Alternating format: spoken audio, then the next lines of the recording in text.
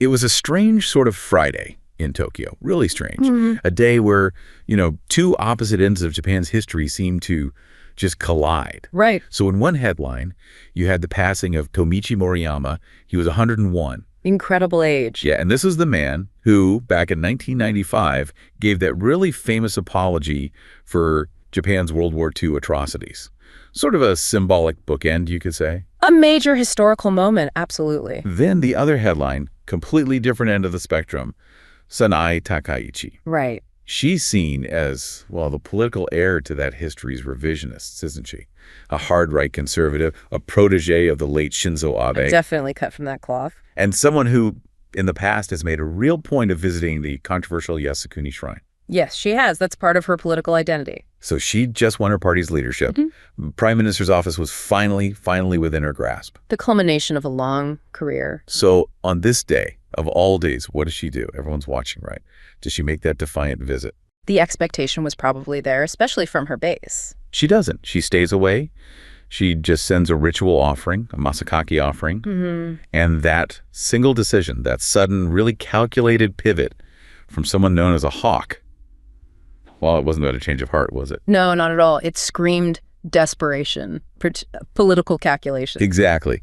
And it just rips the curtain back on all this political chaos bubbling just beneath the surface. You've got a collapsing coalition, a massive secret money scandal, and this race against the clock. That decision, yeah, the calculated choice to send the offering instead of making the big, visible visit she's known for, that was the immediate signal, the clearest sign that the new leader was in deep, deep political trouble right from the start. Just trying to manage the immediate fallout. Totally. It was purely pragmatic, a calculation designed to minimize the diplomatic blowback right before that essential diet vote to confirm her as prime minister, and crucially, just ahead of a major visit from the U.S. president. Timing is everything. Absolutely. Look, Takaichi is fundamentally known for her hardline revisionist stance.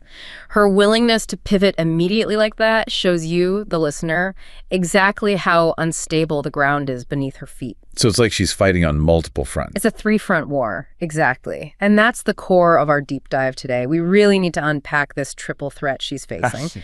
You've got the immense pressure of historical reckoning, the constant demand for apology, symbolized by Yasukuni. Then there's the immediate domestic collapse of her ruling coalition, driven by this deep-seated corruption scandal. The slush funds. Right. And finally, the steep strategic and economic price being demanded very directly by Japan's primary ally, the United States. It's a perfect storm. Okay, let's dive in then. We're starting sort of on the global stage because this choice Takaichi made about the Yasukuni Shrine, it really does set the tone for everything else, doesn't it? It really does. It's this calculated move that forces us to look at how this whole contentious issue of Japanese political figures visiting Yasukuni Shrine just keeps complicating Japan's diplomatic efforts and historical reconciliation with East Asian neighbors, too. And it influences regional security perceptions, international relations, the whole package. It ripples outwards. And here's where it gets really interesting for me.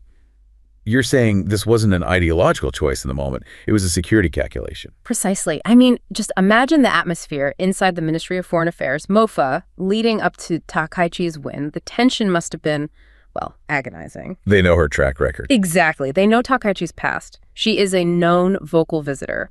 For the diplomats handling China relations, South Korea relations, they weren't waiting to see if she would visit. They were bracing for when. Preparing the damage control scripts. Oh, absolutely. They probably already had the three-part script ready to go. The Beijing protest, the Seoul regret, and the official Japanese government's, regretful but firm defense of the leader's personal beliefs. Standard procedure almost. So when the news broke that she was only sending an offering, it must have been the sound of a massive crisis averted, at least temporarily.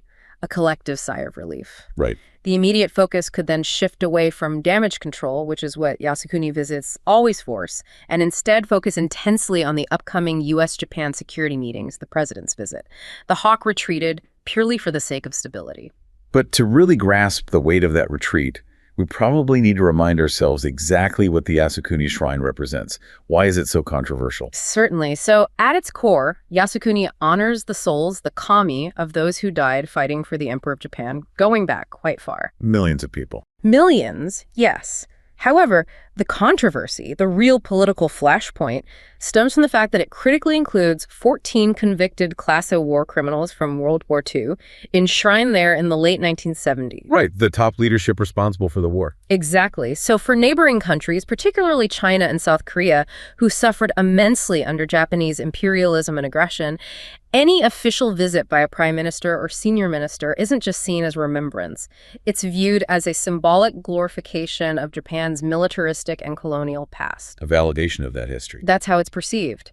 And historically, visits by prime ministers, you mentioned Nakasone in '85, Koizumi did it annually from 2001 to 2006, which was a huge deal. That really caused friction. Massive friction. And then, Abe, in 2013, these visits have repeatedly, almost predictably, severed diplomatic ties, led to summits being canceled, and just spiked diplomatic tensions for months on end. And Abe's 2013 visit, that felt particularly costly, didn't it?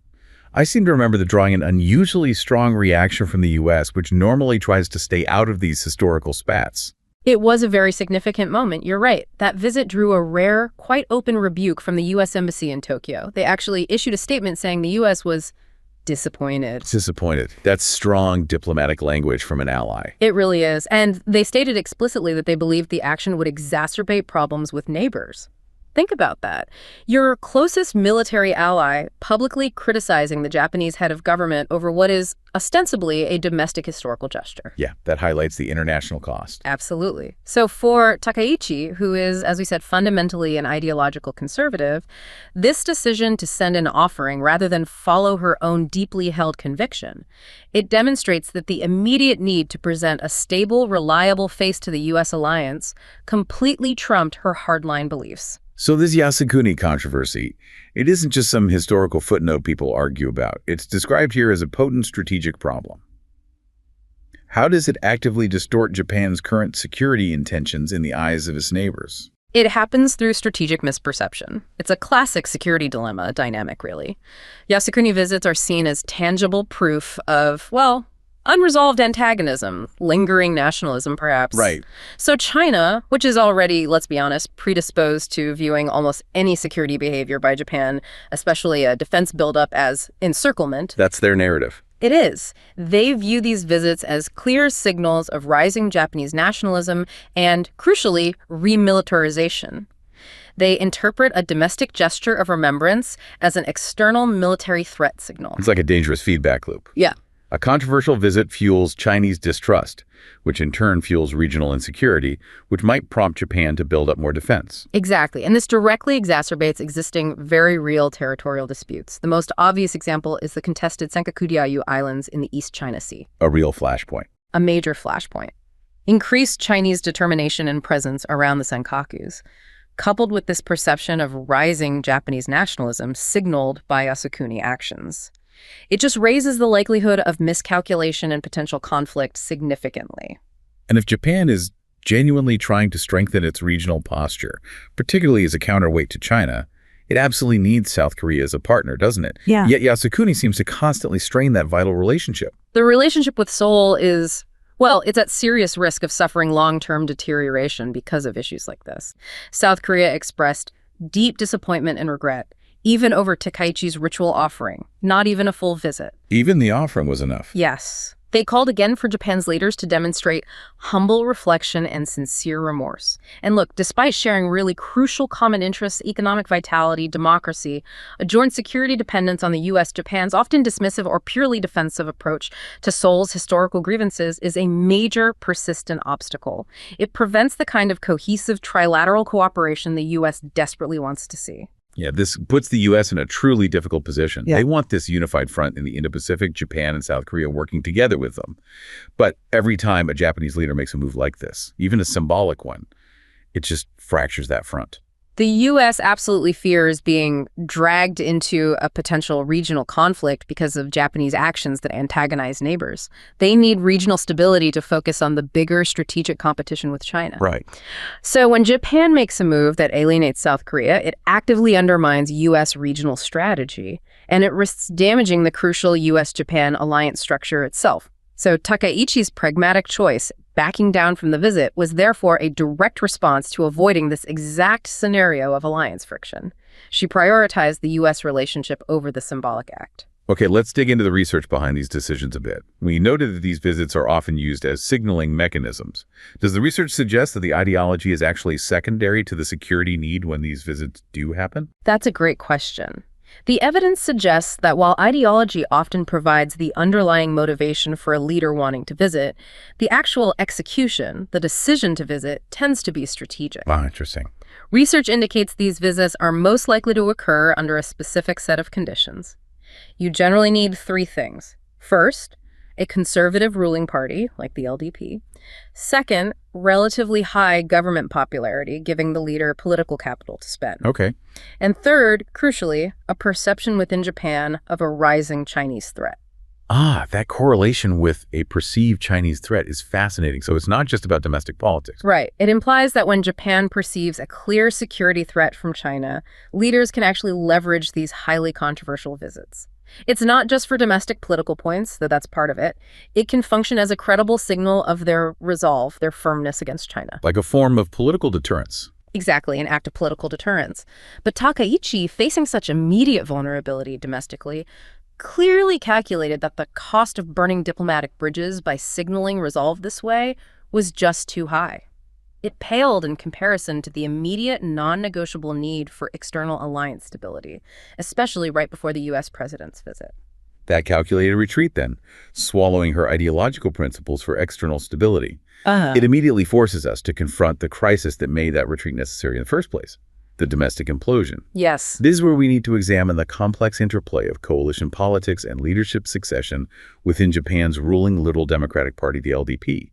We need to analyze how these shifting alliances and internal scandals are impacting policy and the stability of governance. And it's a huge mess. Takaichi won the LDP leadership, sure, but the celebratory mood probably lasted, 12 hours, maybe less? Reality bites fast. Instantly. Her path to actually becoming prime minister was immediately drastically complicated by the shock of the coalition breakup. And to understand the gravity of this, you have to consider the sheer scale of the relationship. Komeito, the LDP's junior partner for decades, walked out. How long have they been together? 26 years.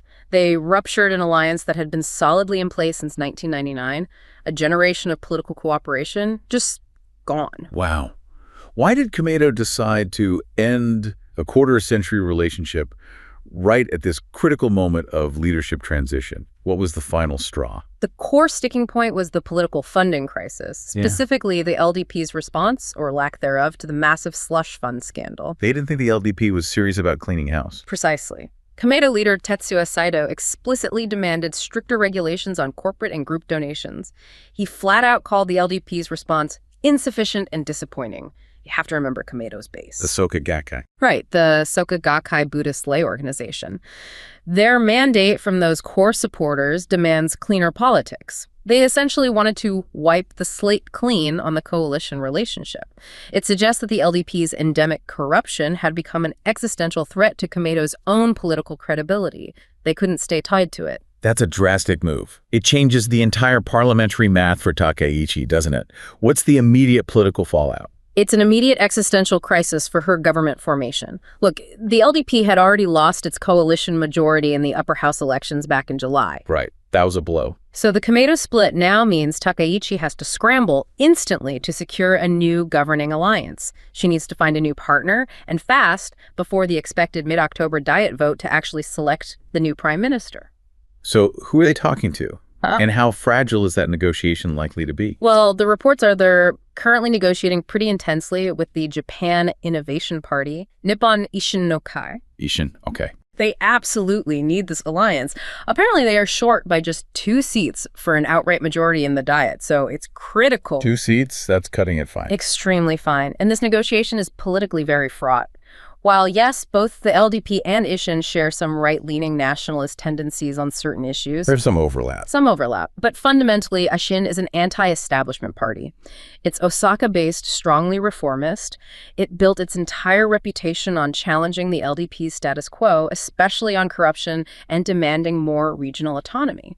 So they're strange bedfellows. Very strange. Takaichi, who represents the LDP establishment, the Abe wing even, has to perform some serious ideological gymnastics here. She has to convince this reformist anti-corruption party to join her scandal-plagued coalition right after a massive funding scandal. It's a tough sell. Okay, this all really boils down to the LDP slush fund scandal itself.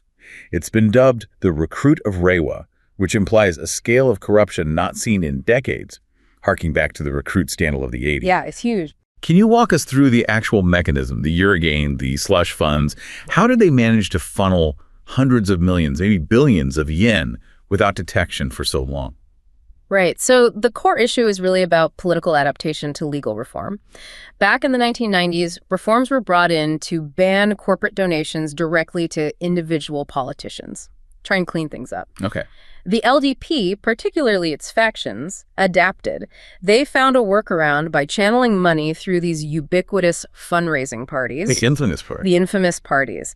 Now, the law stipulates that if a single person or entity buys tickets exceeding 200,000 yen for one of these parties, that purchase has to be fully disclosed. Name's name. Right, a transparency measure. Supposedly.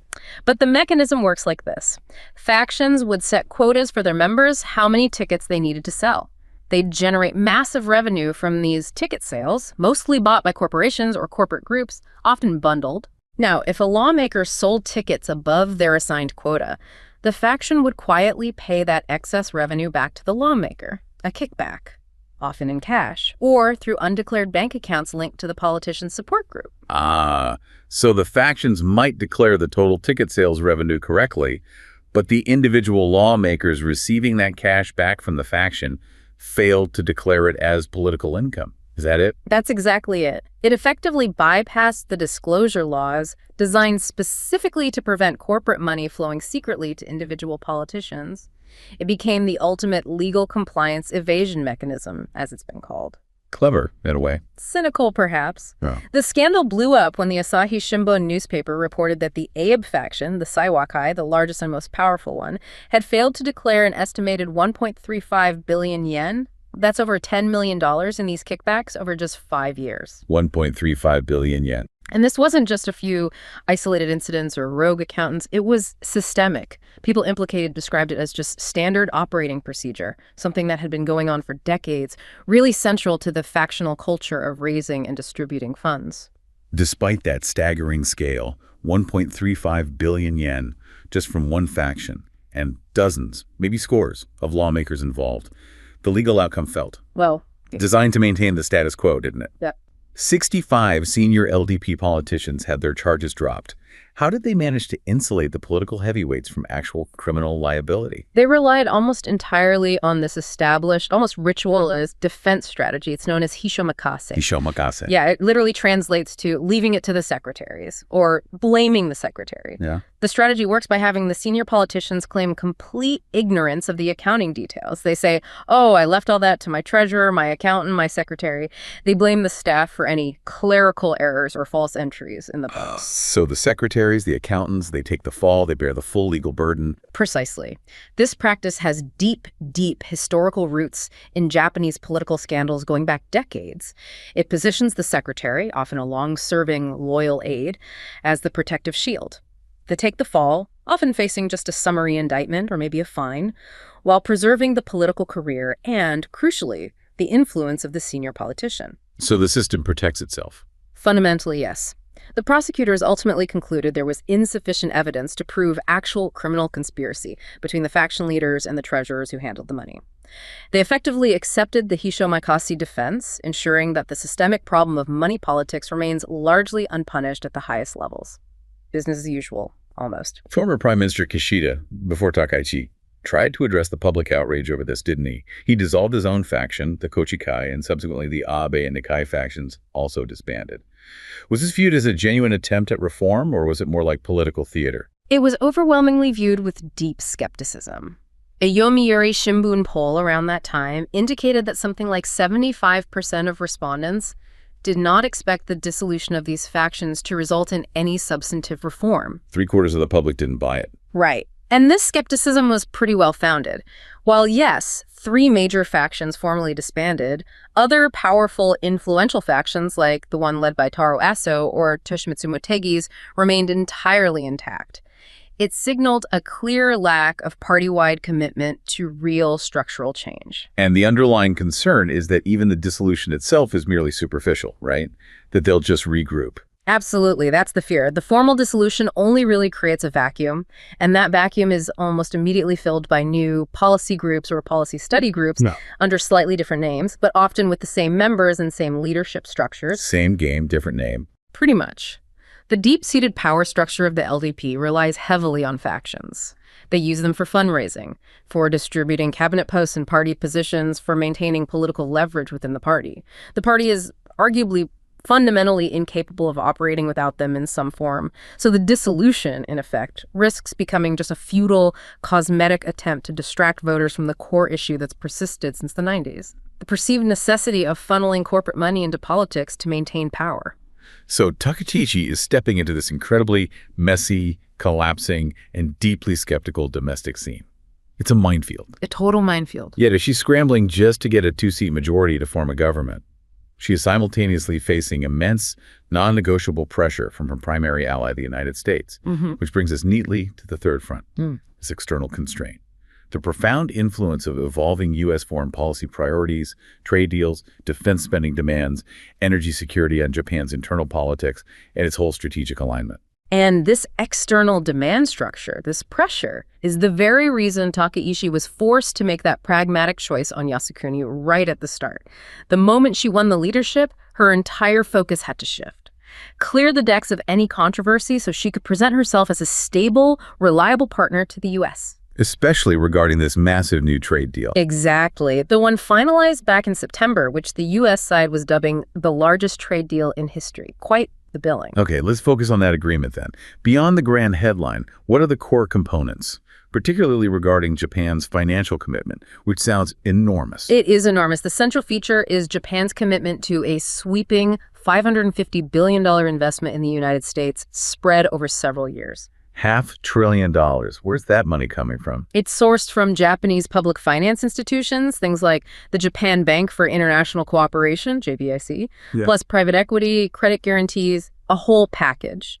And it's explicitly designed to serve U.S. industrial strategy. The text says it's to rebuild and expand core American industries, specifically mentioning energy infrastructure, semiconductors, critical minerals, all key areas for U.S. strategic competition and supply chain security. $550 billion is an absolutely massive sum, probably unprecedented in the history of U.S.-Japan economic relations, right? Almost certainly. But the deal has drawn some severe criticism in Japan, particularly for its profit structure. How is the profit split actually organized? Yeah, this is where the deal gets branded as an unequal arrangement by critics in Japan. The financial structure dictates that after Japan recoups its initial principal investment, the $550 billion. Okay, once they get their money back. Right. After that point, 90% of all subsequent profits generated from those investments go directly to the United States. Only the remaining 10% actually returns to Japan. 90% to the U.S., 10% to Japan, the country putting up all the capital. That sounds less like a partnership. It certainly raises eyebrows. It suggests Japan is acting less like a free market partner seeking returns and more like a strategic piggy bank for U.S. industrial policy objectives. Ouch. That is precisely the argument made by critics. Takahide Kikuchi, an executive economist with Nomura Research Institute, characterized it quite bluntly as a U.S.-dominated scheme. The Nikkei newspaper editorial suggested this deal risks transforming Japan into merely a financier of U.S. industrial ambitions. It signals potentially a new era of managed trade, defined more by strategic dependence than by free market principles. And Takaichi basically has to sign off on this. Look, Japan is strategically dependent on the U.S. for its security. That's the bottom line. This massive capital transfer is arguably the price Japan has to pay for guaranteed alliance stability, for deep integration into U.S.-led supply chains, especially in sensitive tech sectors. Given her domestic vulnerability, Takaichi absolutely cannot afford to disrupt that core relationship. She has no leverage here. Okay, despite that very high cost and the seemingly unfavorable profit split, Japan must have secured some important wins in the deal for itself. What tangible concessions did Tokyo manage to achieve? They did get some important things, yes. Tariff reductions were a key objective, and they made progress there. The U.S. agreed to reduce reciprocal tariffs on Japanese goods coming into the U.S. from 25% down to 15%. Okay, that's something. Still higher than the baseline U.S. tariff, though. Still higher than the standard 10% U.S. baseline, yes, but it's an improvement. Crucially, the deal focused on reducing those Section 232 automotive tariffs. Ah, the ones Trump imposed, citing national security. Exactly. Tariffs levied on sectors deemed central to national security. Reducing these was an absolutely urgent priority for Japanese automakers like Mazda, Subaru, companies that rely very heavily on exports to the crucial U.S. market. So that was a win. And then on the agricultural side, always politically sensitive in Japan, there was a delicate compromise regarding rice imports. Always rice. Always rice. Japan agreed to increase imports of U.S. rice by 75%, which sounds huge. However, to satisfy the powerful domestic farmer lobbies, Japan achieved this by granting the U.S. a larger share of the existing minimum access import quota that's set at 770,000 tons annually, rather than actually increasing or eliminating the overall quota itself. So they protected the overall volume limit. Exactly. And they also successfully maintained the existing quite high tariff barrier of $2.36 per kilogram on any imported rice that comes in beyond that minimum access level. So they protected the core domestic rice market structure while giving the U.S. a bigger piece of the guaranteed import pie, a classic trade negotiation compromise. Okay, so beyond trade and investment, the U.S. is also apparently aggressively pushing Takaichi on defense spending. Japan is already in the process of doubling its defense budget, which is a historic shift. What's the extent of this new pressure? The pressure is essentially to accelerate and deepen that commitment significantly. Japan's current official plan is to reach 2% of GDP defense spending by 2027. That itself is a huge leap. Unprecedented in the post-war era. Absolutely. However, U.S. officials are now publicly and presumably privately raising the goalposts. Under Secretary of Defense for Policy, Elbridge Colby, who's quite influential, publicly demanded that Japan should be spending at least 3% of GDP on defense as soon as possible. 3% now. 3%. And this demand is intensified by the fact that the White House, at the recent NATO summit, successfully compelled European allies to commit to reaching a 5% target. 5% for NATO. Yeah. It says a very, very high benchmark for what the U.S. expects from its key allies. Takaichi knows coming into office that the existing 2% goal is likely no longer sufficient to satisfy Washington's expectations, especially given the focus on China. And finally, energy security. This seems tightly linked to the geopolitical priorities of the U.S., particularly regarding Russia. What position does Japan find itself in regarding its LNG supply? It's heavily import dependent, right? Extremely dependent. And highly vulnerable on energy security. Japan's current long-term contracts for liquefied natural gas, LNG, coming from the Russian Sakhalin 2 pipeline project, are set to expire between 2026 and 2033. And that's a significant chunk of their supply. It covers roughly 9% of its critical LNG needs. 9% doesn't sound huge, but for a resource-poor country like Japan, finding reliable long-term replacements is absolutely essential, and this is where the U.S. sees an opportunity. Right. The U.S. prioritized the proposed $44 billion Alaskan liquefied natural gas project as part of this big trade and investment deal. Yes, prominently featured. Which conveniently or strategically shifts Japan's energy dependence away from Russia and towards the United States. That's exactly the strategic logic. The new agreement explicitly states that the U.S. and Japan are exploring a new offtake agreement, specifically for this Alaskan LNG. So Takaichi's basically being handed a directive. You can see it that way. She now faces immense pressure. It's essentially a foreign policy directive wrapped up in the language of a trade opportunity to halt any future Russian energy imports beyond the current contracts and commit heavily, financially and politically, to the Alaskan project. It ensures that Japan's entire energy supply chain aligns much more closely with U.S. strategic and foreign policy priorities, particularly vis-à-vis Russia and China. So just to sum this up, Takaichi is completely boxed in on all three fronts simultaneously. It looks that way. On foreign policy, she had to immediately abandon her ideological past, her Yasutuni stance, just to secure stability for the crucial U.S. alliance. Check. Domestically, she inherits a party that's imploding from a massive corruption scandal, loses her coalition partner, and now has to desperately forge an ideologically tenuous new alliance just to scrape together a government. Check. A huge check. And economically, she's essentially signing off on this massive, arguably quite unequal, investment deal that positions Japan as a strategic financier for U.S. industrial ambitions, while simultaneously being pressured to nearly double its already double defense commitment again. Check. That synthesizes the immense, almost overwhelming pressure of the moment on Japan's new leadership perfectly. Takaichi is trying to navigate 3 concurrent, massive crises all hitting at once. Yeah. She faces that historical burden, demanding constant diplomatic apology and careful maneuvering, symbolized by her immediate Yasukuni retreat. She's struggling with the existential domestic threat of endemic corruption, forcing her to scramble just to replace her collapsing coalition. And on top of all that, she must pay the immense economic and security price, the 90-10 profit split, the push towards 3% defense spending demanded by her key ally, the U.S. It's an incredibly tight spot. This convergence of crises, all framed by that very first calculated choice, the ritual offering instead of the defiant visit, it really demonstrates that even a hardline conservative like Takaichi can only survive in power by adopting this profound political and diplomatic pragmatism. She had to bend immediately. The realities of power forced her hand. Right. However, and this is a lingering thought, the fundamental structures of Japanese power seem largely untouched by all this drama, don't they? The deep-seated factional money system, which relies on the ritualized scapegoating of secretaries to protect the powerful, that persists. Seems resilient. The constant need for these ritualized diplomatic apologies to appease neighbors, rather than maybe deeper reconciliation, that continues. The pattern repeats. And the highly favorable, some might say skewed, economic terms granted to its indispensable U.S. ally, that seems locked in too.